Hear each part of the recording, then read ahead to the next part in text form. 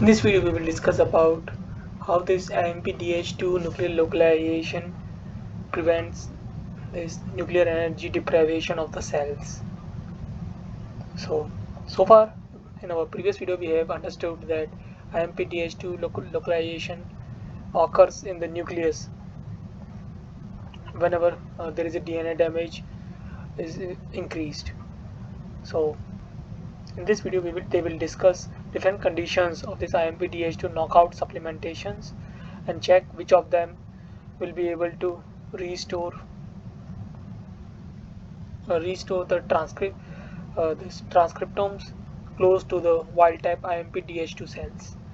And some of these comparison results are presented in the supplemental figures. But the major difference that they have observed is between the wild type IMPDH2 cells and the IMPDH2 knockdown cells which are not supplemented with guanosine. The other conditions that are used are wild type knockout cells supplementation with guanosine, or knockout cells supplementation with the wild type IMPDH2, and the knockout cells supplementation of IMPDH2 that has NLS sequence.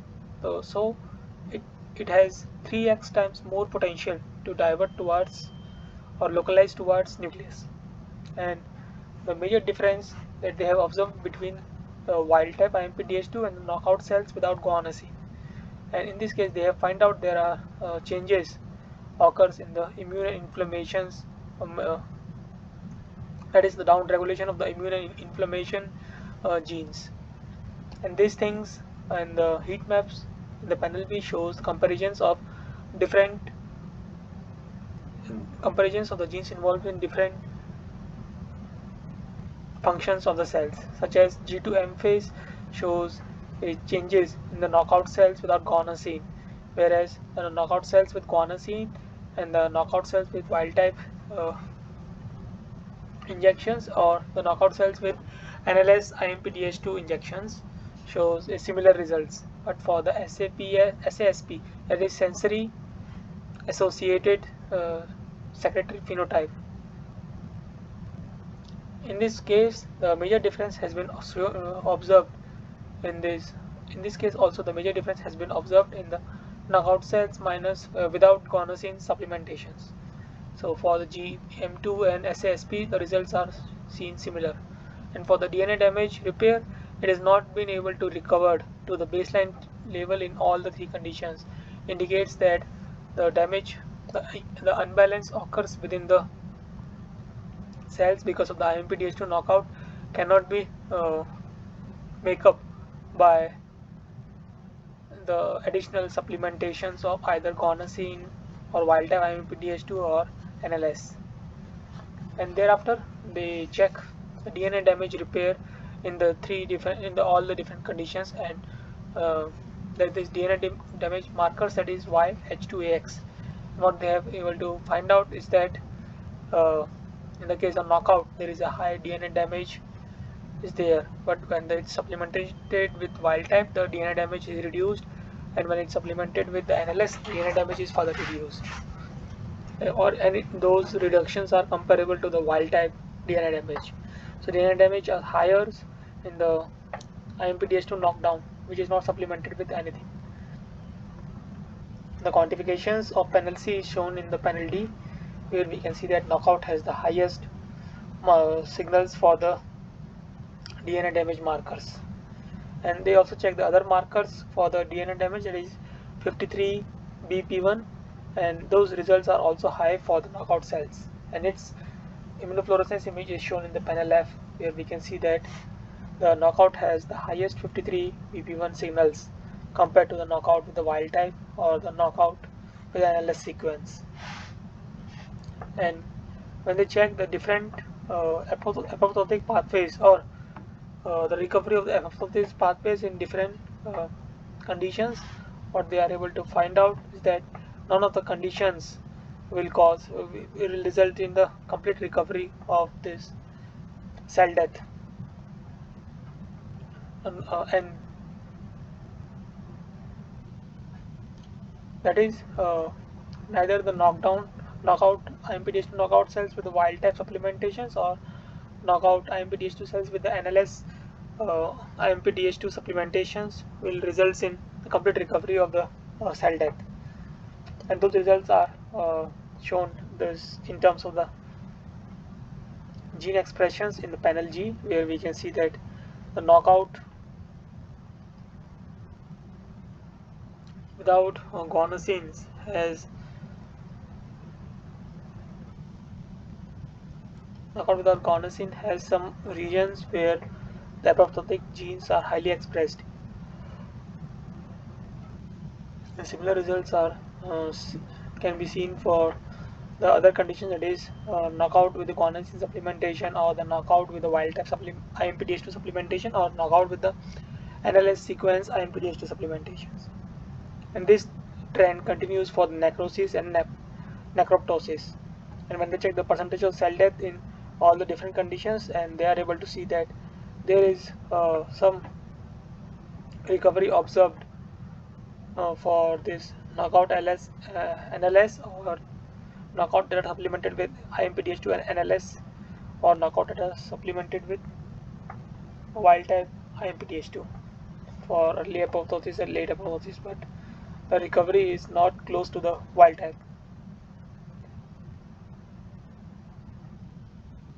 For the necrosis also, they can see there is a there is an increase in the percentage dead cells compared to the wild type, compared to the wild type cells, or that is cells that have IMPDH2 wild types. Thereafter, they wanted to check that whether this nucleus utilizations are being caused by which enzymes.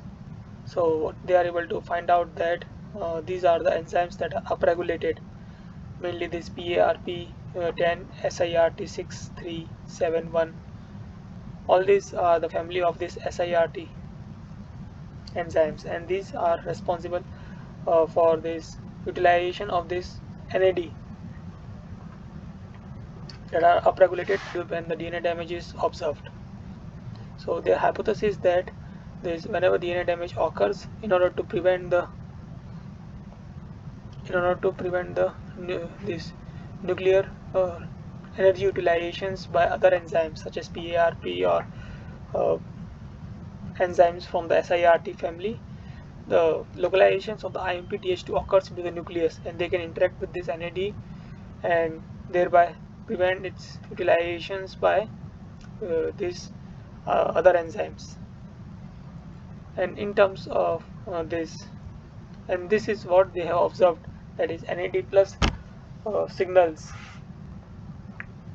are lower in the NAD plus signals are lower in the case of this knockout NLS cell lines come, and it is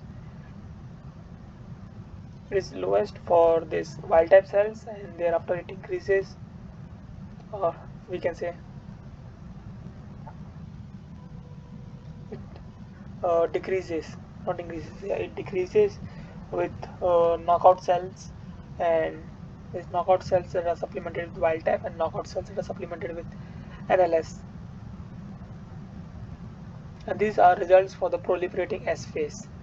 And other things that are shown in the supplemental figures, that with the the knockout cells will cause loss in the proliferations properties compared to the other cases where proliferation properties are being recovered to some extent when they are supplemented either with wild type IMPDH2 or guanosine nucleotide, or this modified IMPDH2 with NLS sequence.